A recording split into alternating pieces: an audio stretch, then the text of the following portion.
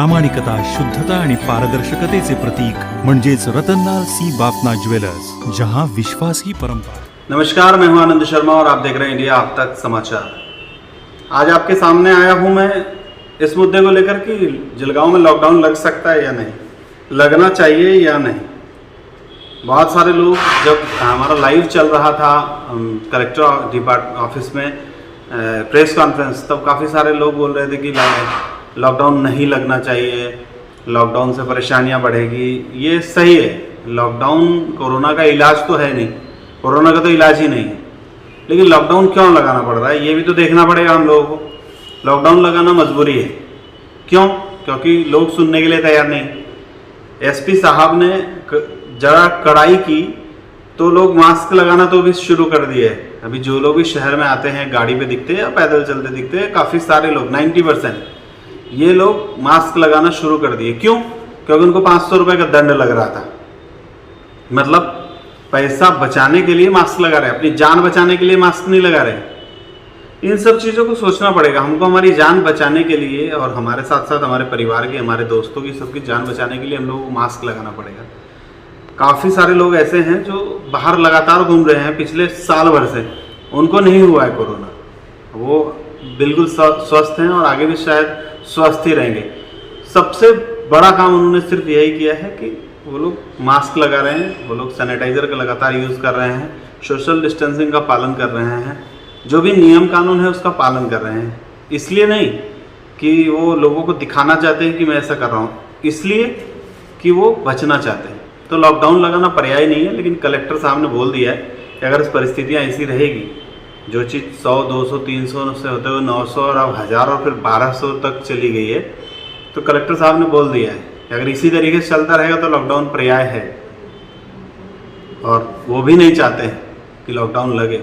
Lockdown लगना से बहुत सारी प्रॉब्लम्स होती है, मध्यम वर्गीय लोगों को, निम्न वर्गीय लोगों को, जिनका रोज़ कमाने खाने का काम है, उन लोगों को काफ़ी सारी परेशानियां होती हैं।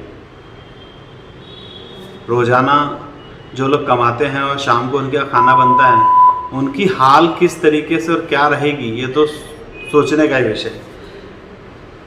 लेकिन ये सब कुछ क्यों हो रहा है ये भी हमको ध्यान देना पड़ेगा। जलगांव में मार्केट्स खुले हुए हैं, सभी लोग बिंदास हैं, कहीं भी जा रहे हैं, कहीं भी आ रहे हैं।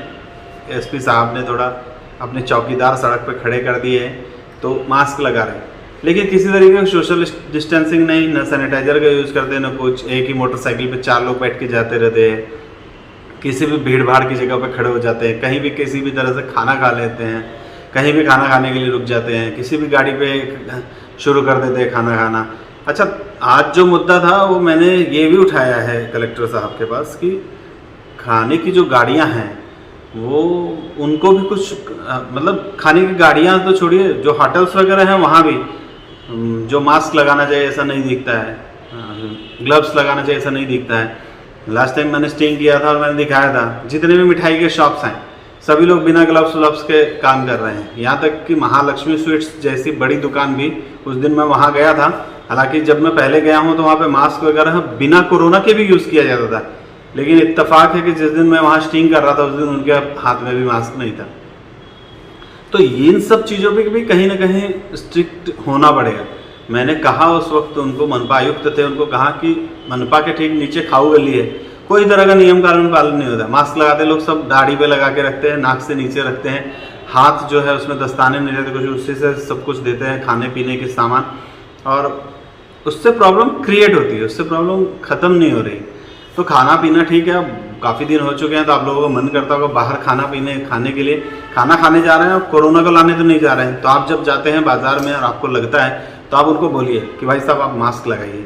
ऐसा ही आज हुआ, मैं गया था एक जगह, एक शॉप पे, वहाँ पे उन्होंने मास्क नहीं लगा रखा था। जब मैंने उस व्यक्ति को बोला कि तुम मास्क लगाओ, तो मुझे बोल रहा था मुझे मास्क से डर नहीं लगता, मैं सिर्फ ऊपर वाले से डरता हूँ, बाकी किसी से नहीं डरता हूँ। ये वीडियो देखिए और सुनिए, समझिए कि वो व्यक्ति किस तरीके से बहस कर रहा था। आखिरकार उसका मालिक आया और फिर उसने उसको समझाया, उसको निकालने की धमकी दी, तब उसने अपना मास्क चढ़ाना शुरू किया था। देखिए ये वीडियो। नहीं पहनेगा क्या होगा फिर अबे तो तू ही तो बोल रहा हमको डर नहीं है, उनको पहले बात मास्क नहीं पहनेगा। हाँ? क्या नहीं है? यार हमको बस ऊपर आने से और किस तरह से हमको बस से कोरोना से डर नहीं है? नहीं क्या है लोग भगवान से डरते नहीं तो भगवान से कोई डरे ना भगवान से भी नहीं डरते। क्या नाम है तेरा भैया? अब्दुल रहीम शेख अब्दुल रहीम से हाँ उठा के हाँ, दुकान वाले मास्क नहीं लगाएंगे तो किसको बोलेंगे? एक तो मास्क नहीं लगा, ऊपर मैंने से उसको 1000 दफे बोला है कि मास्क लगाए, शायद काम नहीं करने का, नहीं तो फिर तो आऊँ मत मानो। तो उसको बोल के 5 मिनट हो गए। अभी रिकॉर्डिंग किया, मैं शाम को न्यूज में डालूंगा। मैं ये बोल रहा ना, नहीं अभी पुलिस आएगी, जब बोलेगी तब पता चलेगा क्या है क्या नहीं है। उसको 1000 दफे बराबर भाई गरीब आदमी नहीं जानते, सुनने को तैयार नहीं होता। उसको बोल रहे मेरे को पाँच बोला था तुम्हारे से, मेरे को उनको सुनने का था। तो अच्छे से बोला मास्क लगाओ, तो हमको 4 बातें सुना रहा है। इस वीडियो में आपने देखा कि किस तरीके से वो लड़का बहस ही कर रहा था। ठीक है, आप किस धर्म से हैं, किस जात से हैं, वो मायने नहीं रखता है। कोरोना कोई धर्म जात देख के नहीं आता है। वो बता रहे थे कि ऊपर वाला अल्लाह ही मेरा सब कुछ है, वगैरह वगैरह वगैरह। तो जो कुछ भी है वो तो आपको देखिए भुगतना तो उस व्यक्ति को भी पड़ेगा। वो जो लड़का था जो ये इतनी बातें कर रहा था, अगर उसको भगवान न करे कोरोना होता तो इतनी बातें करने के लिए वो वहाँ पे नहीं रहता। हमारे मीडिया के मित्र हैं, 11 से 12 लोग हमारे मीडिया के मित्र हैं जो आज कोरोना पीड़ित हैं। और हमारे सूर्यभान पाटिल करके एक कैमरामैन और साथी हुआ करते थे, वो तो काफ़ी ज़्यादा क्रिटिकल सिचुएशंस में हैं। तो जो लोग उसको फेस कर रहे हैं उन लोगों को पता है कि कोरोना क्या है, किस तरीके से है, क्या चीज़ है, क्या दुख है, क्या तकलीफ़ है। साहब बेड नहीं मिलेगा आपको अस्पताल में, ऐसी कंडीशन आ जाएगी। तो क्यों आप चाहते हैं कि अस्पताल में? इससे तो बेटर है अस्पताल में जाने से कि घर में बैठें और नियमों का पालन करें कम से कम। जब तक ज़रूरत नहीं हो तब तक घर से बाहर न निकलें। ये सब कुछ हम कर सकते हैं। यहाँ जलगांव में एक पुष्पलता बेंडाले चौक के पास एक पेट्रोल पंप के सामने ही एक भजिया वड़ा बनाने वाले महोदय हैं। गटर के ऊपर बैठ के भजिया बनाते हैं। वो बड़ी गटर है, वहाँ से पता नहीं कितने लोगों की नालियों की गंदगी वहाँ से निकलती होगी। उस जगह पे खुले में बैठ के और वो भजिया बनाते हैं। और हैरत की बात ये है, आप लोग कभी भी चाहें तो सुबह जाके देख लें, उसके पास खाने वालों की भीड़ लगी रहती है। बाकी बीमारियों को तो छोड़िए, दूसरी भी बीमारियां वहाँ से पकड़ लेगी। उस व्यक्ति को इतना भी नहीं लगता है कि दिन भर अगर भीड़ भाड़ उसके पास रहती है सुबह 9 बजे से लेकर जब तक वो रहते तब तक, तो उनको चाहिए कि 5 रुपये बढ़ा दे लेकिन कोई दुकान लेके वहाँ पे काम करे। गटर के ऊपर बैठ के एक बार मैं कहूँगा आप लोगों को कि जाके देख के आइए। अब जो खाते हैं उनको घिन कैसे नहीं आती है, वो भी एक सोचने का विषय है। वहाँ गटर की बदबू, वो जो जिस कढ़ाई में बनाते हैं उससे निकालते हैं, उसी गटर के जो पत्थर रखा है उसके ऊपर इसको झटकते हैं। ये सारी चीज़ें आप वहाँ पे देखेंगे तो शायद आपको पता चले कि मैं कितनी बड़ी बात बता रहा हूँ। और अभी तक ये चीज़ें किसी के भी नज़र में नहीं आई है। पुलिस वाले उस रास्ते से गुजरते हैं, बाकी के अधिकारी उस रास्ते से गुजरते होंगे, खाने वाले लोग, मोहल्ले वाले, किसी को भी कुछ भी लेना देना नहीं। वहाँ भीड़ लगी रहती है, टेस्टी रहता है, बोलते हैं कि बहुत टेस्टी है। उसका नाम ही लोगों ने गटर वाले भजिए रखा है। अभी देखिए, आप सोचिए कि किस तरीके से कहाँ जा रहे हैं हम लोग। खैर, कलेक्टर महोदय को इन सब बातों की जानकारी दी गई है। आशा है कि वो कुछ न कुछ एक्शन जरूर लेंगे। मुद्दा सिर्फ आज का यही है कि अगर लॉकडाउन आप लोग नहीं चाहते हो तो आप लोग नियम कानून का पालन कीजिए। परिस्थितियाँ खराब होती जा रही है दिन ब दिन। 200 से 900 और 1000 1200 चले गए हैं। हमारे पास बेड्स भी नहीं है, बेड्स के लिए भी व्यवस्थाएं करनी पड़ेगी। एक साथ जलगांव की अगर लोक संख्या 2-5 लाख की है तो हमारे पास 1-2 लाख बेड्स ऐसे ही उपलब्ध नहीं है। उसके लिए हमको समय लगाना पड़ेगा।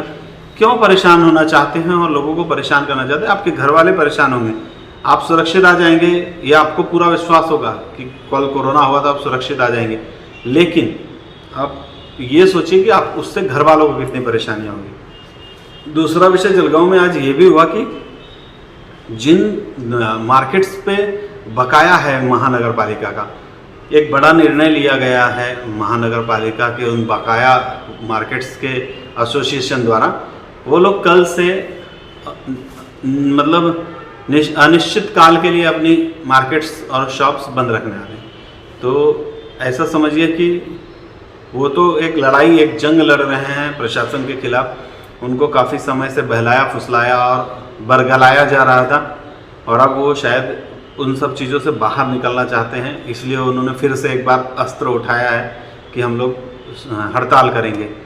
लेकिन अगर वो मार्केट्स बंद रही तो आप लोग आएंगे नहीं मार्केट में, तो कर्फ्यू तो ऐसे भी लग ही जाएगा। मतलब जो लॉकडाउन जैसा माहौल है, जब मार्केट ही बंद रहेगा तो लोग आके करेंगे क्या? तो लॉकडाउन जैसा माहौल बन जाएगा। फिलहाल मनपा को ध्यान देना चाहिए उन मार्केट्स वालों पे भी, बीच का कोई एक रास्ता, अच्छा रास्ता जो दुकानदार हैं उनके लिए सहूलियत भरा हो, उनके लिए अच्छा हो, मनपा को भी कोई नुकसान ना हो और उन्हें भी कोई नुकसान ना हो। इस तरीके कोई बीच का रास्ता निकालना चाहिए। कई सारे मंत्री संतरी आए और गए, इनको हवा में ही झुला के गए। इनको कोई भी अभी तक मतलब एक नतीजा नहीं मिल पाया है। जिनके पास पैसा था उन लोगों ने पैसा भरा है, और जिनके पास नहीं है वो बेचारे लड़ रहे हैं। और कहीं ना कहीं इंडिया में तो यही होता है, मोदी जी जैसे लोग आते हैं 15 लाख की बात करते हैं और आप उन्हीं के पीछे चल लेते हैं, भले से 15 लाख मिले या ना मिले। तो ऐसी परिस्थितियाँ इन दुकानदारों के साथ भी हुई है। लगातार उनको आशाएं दी गई कि नहीं कुछ भी नहीं होगा, हम लोग करके देंगे, हम लोग आपकी समस्या को ख़त्म कर देंगे। ख़त्म अभी हुई नहीं है, पता नहीं होगी या नहीं होगी। मैं चाहूँगा कि जल्दी से जल्दी इस बात का हल निकले ताकि ऐसा कुछ ना हो। जलगांव में मनपा के सिंघम बताए जाने वाले उपायुक्त संतोष बाहुले फिर से कोरोना से जंग जीतकर आज मार्केट पे उतरे। और जब सिंघम रास्ते पे आता है तो अच्छे हवा निकल जाती है। इसी तरीके से इतने सारे दंड लगा दिए गए कि लोगों की हवा निकल चुकी थी। काफ़ी सारी वसूली की उन्होंने। वसूली किया, एक तरह से उन लोगों को जुर्माना लगाया जो लोग समाज में रहकर समाज में कोरोना फैला रहे हैं। वही बात आती है कि आप मास्क नहीं लगा रहे हैं, आप सोशल डिस्टेंसिंग का पालन नहीं कर रहे हैं, तो आप जुर्म कर रहे हैं। और ये जुर्माना संतोष बाहुले ने आज लगा दिया। लोग उनको भी पीठ पीछे गालियाँ ही दिया करते हैं, और मुझे भी कमेंट्स में बहुत सारी गालियाँ आने वाली है। मैं उसके लिए पढ़ने के लिए उसको तैयार हूँ, क्योंकि जिनको ऐसा लगता है कि मैं गलत हूँ वो मेरे खिलाफ वहाँ बोलेंगे। और सोशल मीडिया प्लेटफॉर्म ऐसा ही है जहाँ आप मन की बात बोल सकते हैं, एक तरफा नहीं दो तरफा मन की बात बोल सकते हैं। अभिव्यक्ति की आज़ादी है, आप भी कुछ बोल सकते हैं। मुझे जो सही लगता है उचित लगता है वो मैं कहता हूँ, आपको जो सही लगता है उचित लगता है वो आप भी कहिए। लेकिन ये देखिए कि जो आपके लिए सही लग रहा है क्या वो समाज के लिए सही है, क्या वो आपके परिवार के लिए सही है, किस तरीके से आप कुछ कर सकते हैं। इन सारी चीज़ों को आपको देखना पड़ेगा। किसी को गाली देने से आप सही साबित नहीं हो सकते। आपको सही साबित होने के लिए खुद सही होना पड़ेगा। मुझे अगर किसी को गलत साबित करना है तो मुझे पहले सही होना पड़ेगा, तब मैं किसी को गलत साबित कर सकता हूँ। इसी तरीके से मुझे या फिर प्रशासन में जो अधिकारी ऐसा लगता है आपको कि आपके खिलाफ काम कर रहे हैं, उनको गलत साबित करने के लिए आपको पहले खुद को सही साबित करना पड़ेगा। तो मैं तो कुल मिलाकर यही कहूँगा कि आप लोग अपना ध्यान रखिए, घर परिवार का ध्यान रखिए, सुरक्षित रहिए और दूसरों को भी सुरक्षित रखिए। कोरोना की कोई दवाई नहीं है। अब वैक्सीन लगाकर भी आपने देखा होगा कि कई लोग पॉजिटिव हो जा रहे हैं, और वैक्सीन लगाने के बाद भी देश में कई खबरें आई है कि कुछ लोग काल के गाल में समा गए हैं। तो ये सारी चीज़ें जो हो रही है, इसका बचाव का एकमात्र उपाय है आप अपना बचाव खुद कर सकते हैं, सिर्फ आप कर सकते हैं। मास्क लगा के, सैनिटाइजर का यूज़ करके, सोशल डिस्टेंसिंग का यूज़ करके। जिन लोगों ने मेरा चैनल सब्सक्राइब नहीं किया है, अगर अच्छी लग रही है मेरी बात तो ज़रूर सब्सक्राइब करें, लाइक भी करें और इस खबर को, मेरी बातों को फॉरवर्ड भी करें ताकि और भी लोगों तक ये बात समझ आए। जय हिंद।